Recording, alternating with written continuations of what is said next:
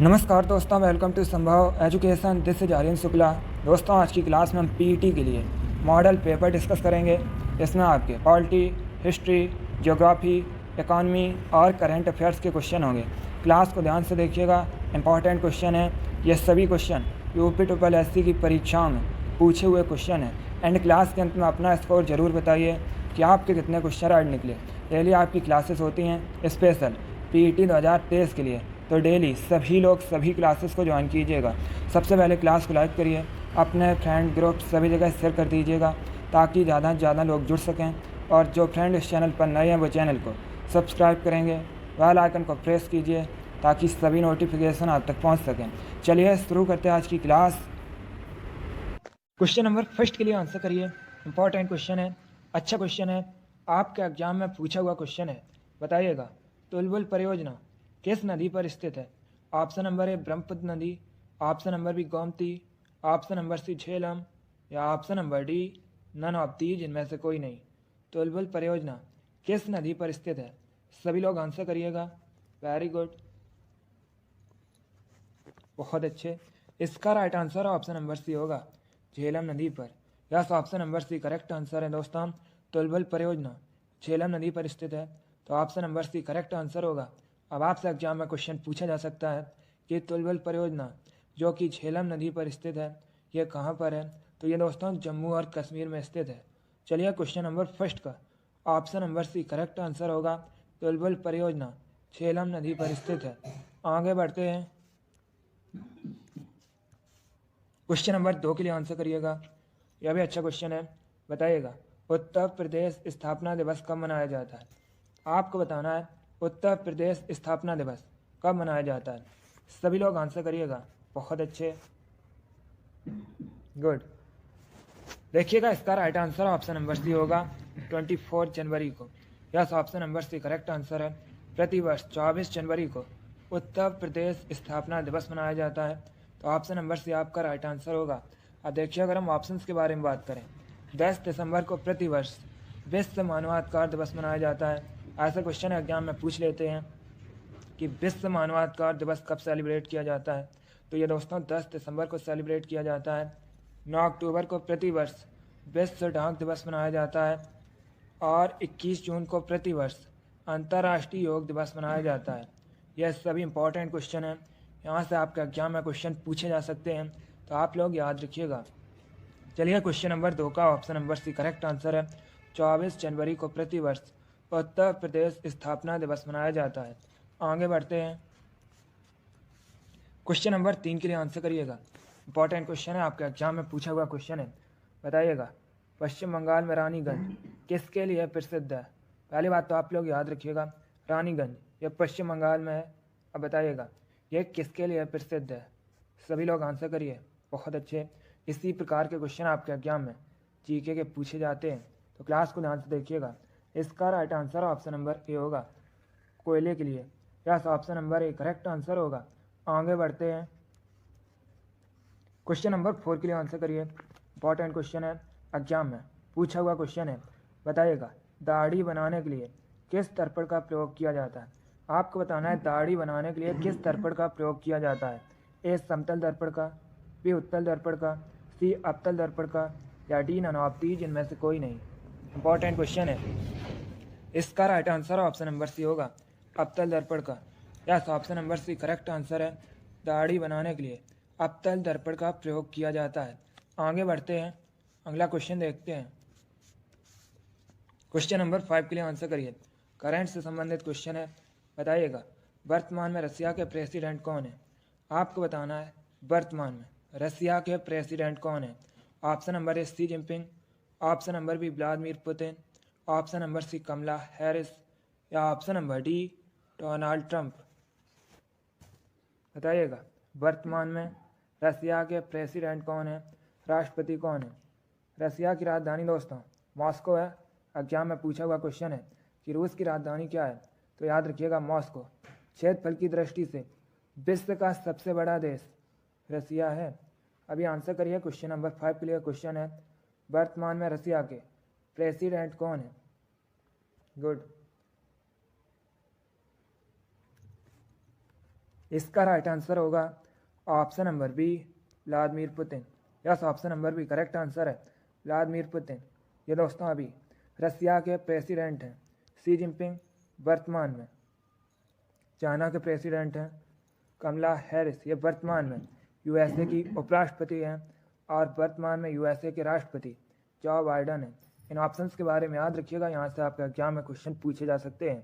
अगला क्वेश्चन देखते हैं। क्वेश्चन नंबर 6 के लिए आंसर करिए। इंपॉर्टेंट क्वेश्चन है, कई परीक्षाओं में यह क्वेश्चन इसी प्रकार से पूछा गया है। आपको बताना है सत्यार्थ प्रकाश के लेखक कौन है। बताइएगा, सत्यार्थ प्रकाश के लेखक कौन है। A Mahatma Gandhi, B Swami Dayanand Saraswati, C Swami Vivekananda, या D Raja Ram Mohan Roy. Important question है। इसका right answer option number B होगा Swami Dayanand Saraswati. Yes, option number B correct answer है दोस्तों। स्वामी दयानंद सरस्वती ने सत्यार्थ प्रकाश की रचना की है, तो ऑप्शन नंबर बी आपका राइट आंसर होगा। अब देखिए, अगर हम स्वामी दयानंद सरस्वती की बात करें, एग्जाम में क्वेश्चन पूछ लेते हैं कि स्वामी दयानंद सरस्वती का मूल नाम क्या था, तो दोस्तों मूल शंकर। स्वामी दयानंद सरस्वती का मूल नाम था वेदों की ओर लौटो। ये नारा दिया है दोस्तों स्वामी दयानंद सरस्वती ने। और स्वामी दयानंद सरस्वती ने 1875 में, कब दोस्तों, 1875 में आर्य समाज की स्थापना की थी मुंबई में। तो आप लोग इनके बारे में याद रखिएगा, यहाँ से क्वेश्चन एग्जाम में पूछे गए हैं, आगे भी पूछे जा सकते हैं। क्वेश्चन नंबर 6 का ऑप्शन नंबर भी करेक्ट आंसर होगा। स्वामी दयानंद सरस्वती की रचना है सत्यार्थ प्रकाश। आगे बढ़ते हैं।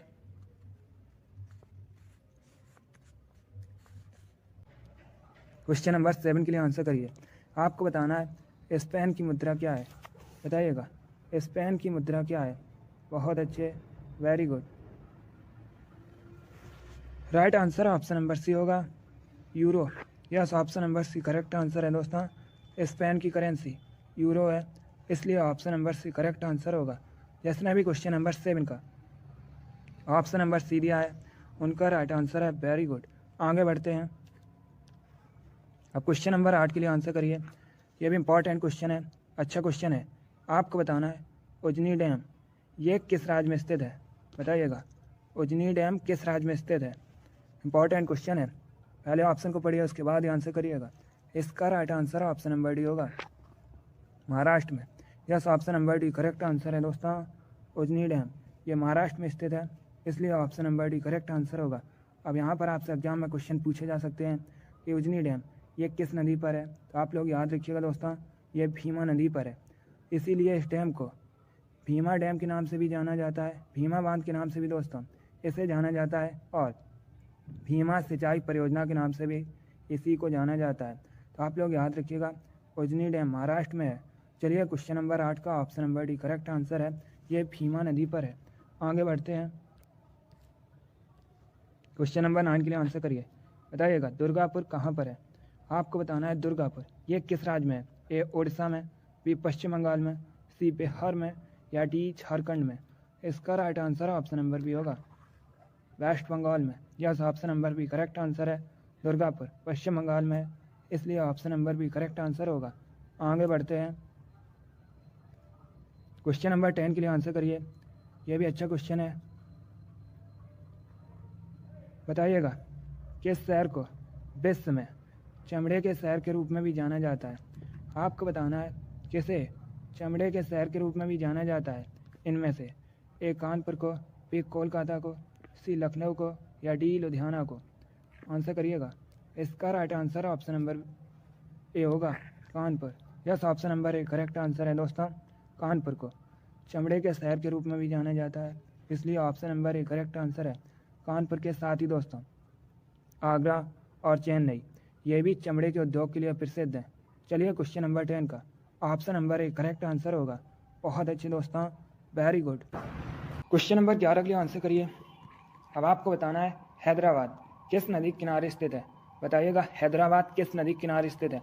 ए कृष्णा, बी मूसी, सी लूनी, या डी तुंगभद्रा। आपको बताना है हैदराबाद किस नदी के किनारे स्थित है।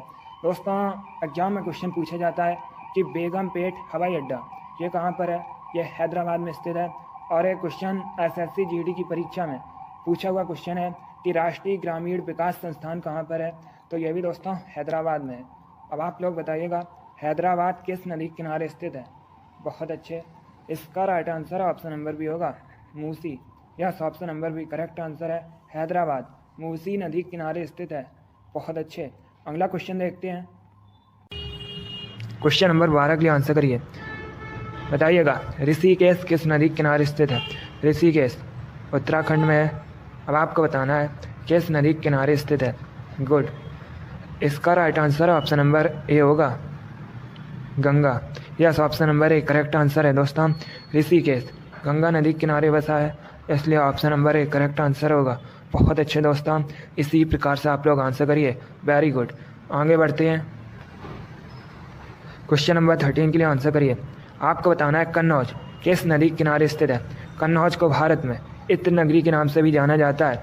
कई बार ये क्वेश्चन पूछा भी गया है कि किस शहर को इत्र नगरी के रूप में जाना जाता है, तो याद रखिएगा कन्नौज को। कन्नौज उत्तर प्रदेश में है। अब आपको बताना है ये किस नदी के किनारे स्थित है। Option number A Brahmaputra, option number B Narmada, option number C Ganga या ऑप्शन नंबर डी यमुना। सभी लोग क्वेश्चन नंबर 13 के लिए आंसर करिए। कन्नौज शहर किस नदी के किनारे बसा है। Right answer option number C होगा Ganga. Yes, option number C correct answer है दोस्तों। कन्नौज गंगा नदी के किनारे बसा है। आगे बढ़ते हैं। क्वेश्चन नंबर 14 के लिए आंसर करिए। आपको बताना है डिब्रूगढ़ ये किस नदी के किनारे स्थित है। डिब्रूगढ़ दोस्तों असम का शहर है। बताइएगा किस नदी के किनारे स्थित है। Option number A Chambal, option number B Brahmaputra, option number C है मांडवी या ऑप्शन नंबर डी हुगली। सभी लोग आंसर करिए क्वेश्चन नंबर 14 के लिए। Right answer option number B होगा Brahmaputra. Yes, option number B correct answer है दोस्तों। डिब्रूगढ़ ये ब्रह्मपुत्र नदी के किनारे बसा है, इसलिए option number B correct answer होगा। अभी मैंने आपको बताया था गुवाहाटी ये भी दोस्तों ब्रह्मपुत्र नदी के किनारे बसा है। कोटा चंबल नदी के किनारे बसा है। पणजी मांडवी नदी के किनारे बसा है। कोलकाता हुगली नदी के किनारे बसा है। तो ऑप्शंस के बारे में याद रखिएगा। क्वेश्चन नंबर 14 का ऑप्शन नंबर भी करेक्ट आंसर होगा। अब क्वेश्चन नंबर 15 के लिए आंसर करिए। आपको बताना है उज्जैन किस नदी के किनारे बसा है। उज्जैन मध्य प्रदेश में है। उज्जैन का प्राचीन नाम दोस्तों एग्जाम में कई बार पूछा गया है कि उज्जैन का प्राचीन नाम क्या है, तो उज्जैन का प्राचीन नाम अवंतिका है। अब आप लोग बताइएगा उज्जैन किस नदी के किनारे बसा है। एक क्वेश्चन और पूछा जाता है एग्जाम में कि महाकालेश्वर मंदिर कहाँ पर है, तो महाकालेश्वर मंदिर दोस्तों उज्जैन में है। चलिए क्वेश्चन नंबर 15 के लिए आंसर करिए। उज्जैन किस नदी के किनारे बसा है। Good, right answer option number A होगा क्षिप्रा या सिप्रा, एक ही बात है दोस्तों। उज्जैन क्षिप्रा नदी के किनारे बसा है, इसलिए option number A correct answer है। बहुत अच्छे, गुड। अगला क्वेश्चन देखते हैं। क्वेश्चन नंबर 16 के लिए आंसर करिएगा। क्वेश्चन है दोस्तों साइंस से संबंधित है। आपको बताना है आवृत्ति का एसआई मात्रक क्या है। बताइएगा आवृत्ति का एसआई मात्रक क्या है। ऑप्शंस दिए गए हैं, ध्यान से आप लोग ऑप्शन पढ़िए, उसके बाद आंसर करिएगा। गुड, क्लास के अंत में अपना स्कोर जरूर बताइए कि आपके कितने क्वेश्चन राइट निकले। इसका right answer option number C होगा hertz. Yes, option number C correct answer है दोस्तों। हर्ट्ज आवृत्ति का एसआई मात्रक है, इसलिए option number C correct answer होगा। क्वेश्चन नंबर 16 का option number C correct answer है। वेरी गुड, बहुत अच्छे। आगे बढ़ते हैं। क्वेश्चन नंबर 17 के लिए आंसर करिए। क्वेश्चन है दोस्तों किसे सफ़ेद सोना कहा जाता है। आपको बताना है सफ़ेद सोना किसे कहा जाता है। ऑप्शन नंबर ए प्लेटिनम को, ऑप्शन नंबर बी बॉटो को, ऑप्शन नंबर सी मरकरी को या ऑप्शन नंबर डी ब्रोमीन को। बताइएगा किसे सफ़ेद सोना वाइट गोल्ड कहा जाता है। चलिए क्वेश्चन नंबर 17 के लिए आंसर करिएगा। इसका right answer option number A होगा प्लेटिनम को। Yes, option number A correct answer है। प्लेटिनम को सफ़ेद सोना वाइट गोल्ड कहा जाता है। क्वेश्चन नंबर 17 का option number A correct answer है। आगे बढ़ते हैं। क्वेश्चन नंबर 18 के लिए आंसर करिए। ये भी इंपॉर्टेंट क्वेश्चन है। ये भी क्वेश्चन आपके एग्जाम में कई बार इसी प्रकार से पूछा हुआ क्वेश्चन है। आपको बताना है दोस्तों मनुष्य के शरीर में सबसे लंबी हड्डी कौन सी होती है। बताइएगा मनुष्य के शरीर में जो सबसे लंबी हड्डी होती है उसका नाम क्या है। चलिए क्वेश्चन नंबर 18 के लिए आंसर करिए। ध्यान से ऑप्शन पढ़ लीजिए, उसके बाद आंसर करिएगा। आपको बताना है मनुष्य के शरीर में सबसे लंबी हड्डी कौन सी होती है? इसका right answer option number D होगा, femur. Yes, option number D correct answer है दोस्तों। मनुष्य के शरीर में सबसे लंबी हड्डी फीमर होती है, इसलिए option number D correct answer है। ये दोस्तों मनुष्य के जांघ में होती है। अब अगर आपसे एग्जाम में पूछा जाए मनुष्य के शरीर में सबसे छोटी हड्डी का नाम क्या है, तो दोस्तों स्टेपिस। ये मनुष्य के शरीर की सबसे छोटी हड्डी है। ये कहाँ पर होती है? ये दोस्तों कान में होती है। तो आप लोग इनके बारे में याद रखिएगा, इन क्वेश्चन के बारे में। यहाँ से आपके एग्जाम में क्वेश्चन पूछे जा सकते हैं। अगर आपसे पूछा जाए मनुष्य के शरीर के सबसे लंबी हड्डी का नाम क्या है, तो याद रखिएगा फीमर है। ये दोस्तों मनुष्य के जांघ में होती है। और अगर आपसे पूछा जाए मनुष्य के शरीर में सबसे छोटी हड्डी का नाम क्या है, तो याद रखिएगा स्टेपिस। ये दोस्तों मनुष्य के कान में होती है। चलिए, इतना आप लोग याद रखिएगा। क्वेश्चन नंबर 18 का option number D correct answer है। आगे बढ़ते हैं। क्वेश्चन नंबर 19 के लिए आंसर करिए। आपको बताना है गौतम बुद्ध के गुरु कौन थे? गौतम बुद्ध, इन्होंने दोस्तों बौद्ध धर्म की स्थापना की थी। अब आपको बताना है गौतम बुद्ध के गुरु कौन थे। एक क्वेश्चन आपके एग्जाम में पूछा गया था कि बौद्ध धर्म को ग्रहण करने वाली पहली महिला कौन थी, तो याद रखिएगा गौतमी दोस्तों बौद्ध धर्म को ग्रहण करने वाली पहली महिला थी। अब यहाँ पर आप लोग आंसर करिए। आपको बताना है गौतम बुद्ध के गुरु कौन थे। Right answer option number C होगा, Alara Kalama. Yes, option number C correct answer है, आलार कलाम। ये गौतम बुद्ध के गुरु थे। क्वेश्चन नंबर 19 का option number C correct answer है। आगे बढ़ते हैं। क्वेश्चन नंबर 20 के लिए आंसर करिए। क्वेश्चन है दोस्तों, प्रमुख लोक कला साथिया का संबंध किस राज्य से है? आपको बताना है साथिया, ये दोस्तों प्रमुख लोक कला है, इसका संबंध किस राज्य से है? ऑप्शन नंबर ए महाराष्ट्र से, ऑप्शन नंबर बी बिहार से, ऑप्शन नंबर सी झारखंड से, या ऑप्शन नंबर डी गुजरात से। तो इसका राइट आंसर क्या होगा? Correct answer option number D होगा, गुजरात से। Yes, option number D correct answer है। प्रमुख लोक कला साथिया का संबंध गुजरात से है। आगे बढ़ते हैं। क्वेश्चन नंबर 21 के लिए आंसर करिए। आपको बताना है वनस्पति विज्ञान का पिता किसे कहा जाता है? चलिए, क्वेश्चन नंबर 21 के लिए आंसर करिएगा।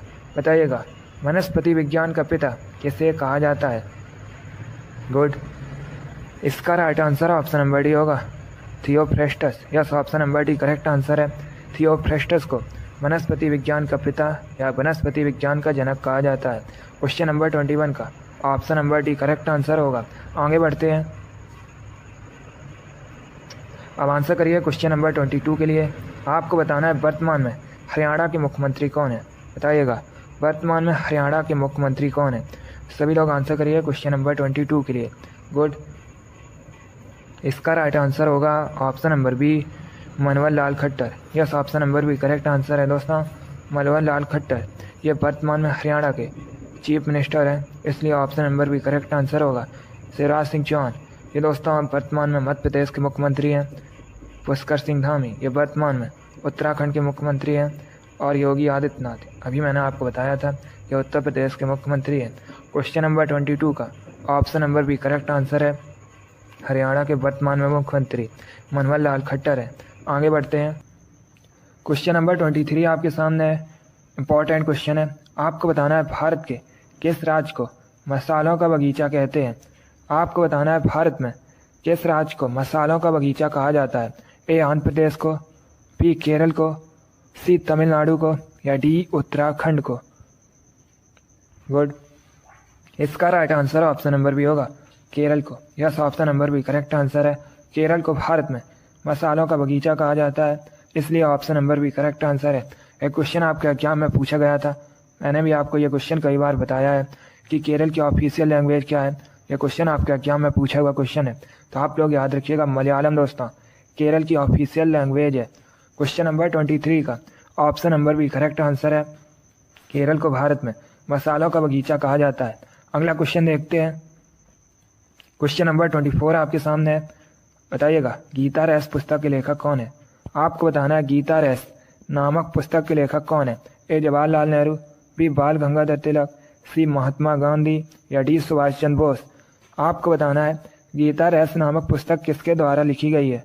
बहुत अच्छे। इसका right answer option number B होगा, Bal Gangadhar Tilak. Yes, option number B correct answer है दोस्तों, गीता रेस पुस्तक के लेखक बाल गंगाधर तिलक है। अगला क्वेश्चन देखते हैं। क्वेश्चन नंबर 25 आपके सामने है। अब आपको बताना है धनराज पिल्ले किस खेल से संबंधित हैं। बताइएगा धनराज पिल्ले किस खेल से संबंधित हैं। गुड, बहुत अच्छे। आपको बताना है धनराज पिल्ले किस खेल से संबंधित हैं।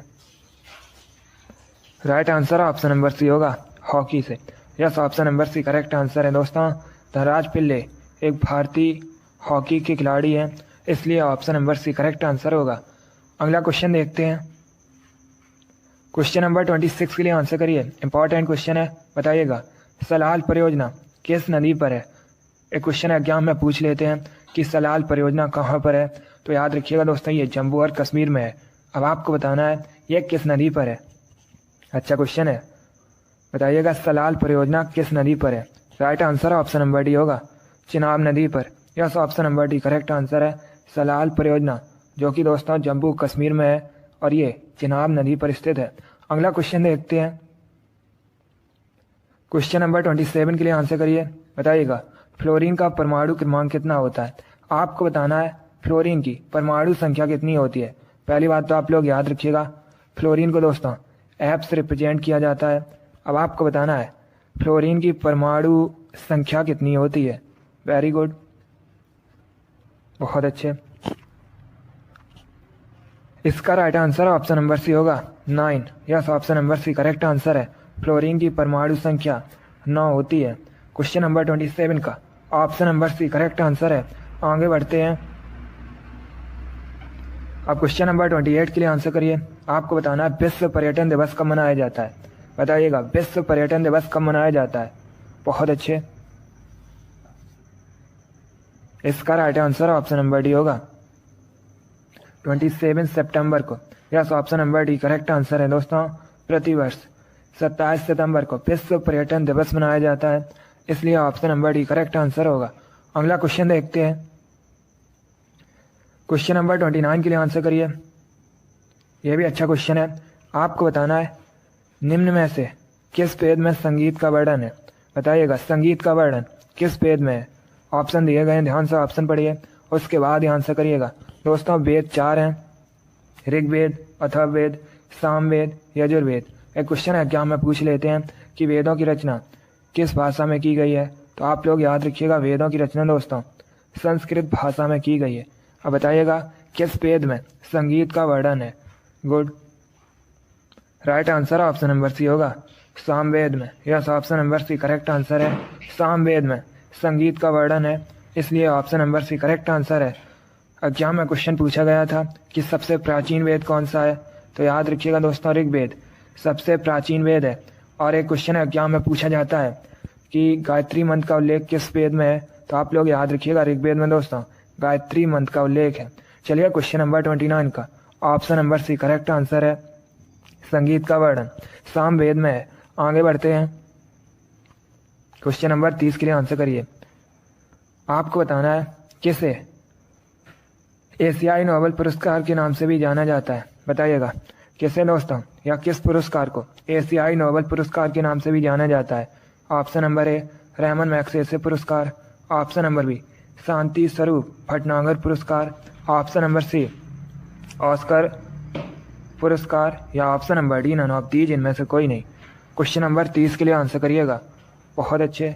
इसका right answer option number A होगा रहमान मैग्सेसे पुरस्कार। Yes, option number A correct answer है।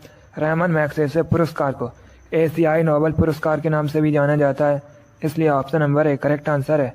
यह भी इंपॉर्टेंट क्वेश्चन है, आपको एग्जाम में देखने को मिल सकता है। आगे बढ़ते हैं। क्वेश्चन नंबर 31 के लिए आंसर करिए। बताइएगा ओणम किस राज्य का प्रमुख त्यौहार है। आपको बताना है ओणम दोस्तों किस राज्य का मेन फेस्टिवल है। ए असम का, बी मिजोरम का, सी केरल का, या डी नागालैंड का। सभी लोग आंसर करिएगा। गुड, इसका right answer option number C होगा केरल का। Yes, option number C correct answer है दोस्तों। ओणम केरल का एक प्रमुख त्यौहार है, इसलिए option number C correct answer होगा। अगला क्वेश्चन देखते हैं। क्वेश्चन नंबर 32 के लिए आंसर करिएगा। ये क्वेश्चन आपके एग्जाम में पूछा हुआ क्वेश्चन है, इसी प्रकार से पूछा गया था। आपको बताना है निम्न में से किसे भारत रत्न नहीं मिला है। बताइएगा किसे इनमें से दोस्तों भारत रत्न नहीं मिला है। भारत रत्न भारत का सर्वोच्च नागरिक पुरस्कार है। ये दोस्तों राष्ट्रपति द्वारा प्रदान किया जाता है। अब आपको बताना है इनमें से किसे भारत रत्न नहीं मिला है। गुड। इसका right answer option number D होगा, सोनिया गांधी को। Yes, option number D correct answer है। इनमें से दोस्तों सोनिया गांधी को भारत रत्न नहीं मिला है, इसलिए option number D correct answer होगा। बाकी मोरारजी देसाई, गुलजारी लाल नंदा, राजीव गांधी, इनको भारत रत्न मिला है। क्वेश्चन नंबर 32 का option number D correct answer होगा, सोनिया गांधी को भारत रत्न नहीं मिला है। अगला क्वेश्चन देखते हैं। क्वेश्चन नंबर 33 आपके सामने है। बताइएगा गीत गोविंद के रचयिता कौन है। आपको बताना है गीत गोविंद इसके रचयिता कौन है। बहुत अच्छे, right answer option number B होगा, Jayadev. Yes, option number B correct answer है दोस्तों। जयदेव गीत गोविंद के रचयिता हैं, इसलिए option number B correct answer होगा। देखिए एग्जाम में क्वेश्चन पूछा गया था। अगर हम ऑप्शन नंबर सी की बात करें, वाण भट्ट, हर चरित्र के लेखक कौन है, तो आप लोग याद रखिएगा वाण भट्ट हैं। और एक क्वेश्चन पूछा जाता है कादम्बरी के लेखक कौन है, तब भी आप लोग याद रखिए वाण भट्ट। चलिए क्वेश्चन नंबर 33 का option number B correct answer है, गीत गोविंद के रचयिता दोस्तों गीत गोविंद के जयदेव हैं। आगे बढ़ते हैं। क्वेश्चन नंबर 34 के लिए आंसर करिए। बताइएगा महाभारत में अर्जुन किसके पुत्र थे। आपको बताना है महाभारत में दोस्तों अर्जुन किसके पुत्र थे। एग्जाम में क्वेश्चन पूछा जाता है कि महाभारत को और किस नाम से जाना जाता है, तो आप लोग याद रखिएगा महाभारत को दोस्तों जय संहिता के नाम से भी जाना जाता है। एक क्वेश्चन और पूछ लेते हैं एग्जाम में कि महाभारत का युद्ध कितने दिनों तक चला था, तो याद रखिएगा 18 दिनों तक दोस्तों महाभारत का युद्ध चला था। अब बताइएगा आप लोग महाभारत में अर्जुन किसके पुत्र थे। Right answer option number B होगा, पांडु का। Yes, option number B correct answer है। आगे बढ़ते हैं। क्वेश्चन नंबर 35 के लिए आंसर करिए। आपको बताना है भारत में किसान दिवस कब सेलिब्रेट किया जाता है। यह भी अच्छा क्वेश्चन है। आपको बताना है भारत में किसान दिवस कब मनाया जाता है। क्वेश्चन नंबर 35 के लिए आंसर करिएगा। इसका right answer option number A होगा, 23 दिसंबर को। Yes, option number A correct answer है। प्रतिवर्ष भारत में 23 दिसंबर को किसान दिवस मनाया जाता है, इसलिए option number A correct answer होगा। क्वेश्चन नंबर 35 का option number A correct answer है। भारत में 23 दिसंबर को किसान दिवस सेलिब्रेट किया जाता है। बहुत अच्छे दोस्तों, वेरी गुड गुड गुड। चलिए दोस्तों आज की क्लास में हमने जीके के 35 इंपॉर्टेंट क्वेश्चन डिस्कस किए with extra fact. I hope आप सभी को ये क्वेश्चन समझ आए होंगे। सो लाइक करिए, शेयर करिए। चैनल पर नए हैं तो चैनल को सब्सक्राइब कीजिए, बेल आइकन को प्रेस कीजिए ताकि सभी नोटिफिकेशन आप तक पहुंच सकें। आप लोग अपना स्कोर कमेंट बॉक्स में ज़रूर बताइए कि आपके कितने क्वेश्चन राइट निकले। इसी के साथ मैं आपको मिलूंगा अगली क्लास में। Thank you guys, thank you for watching. God bless you all.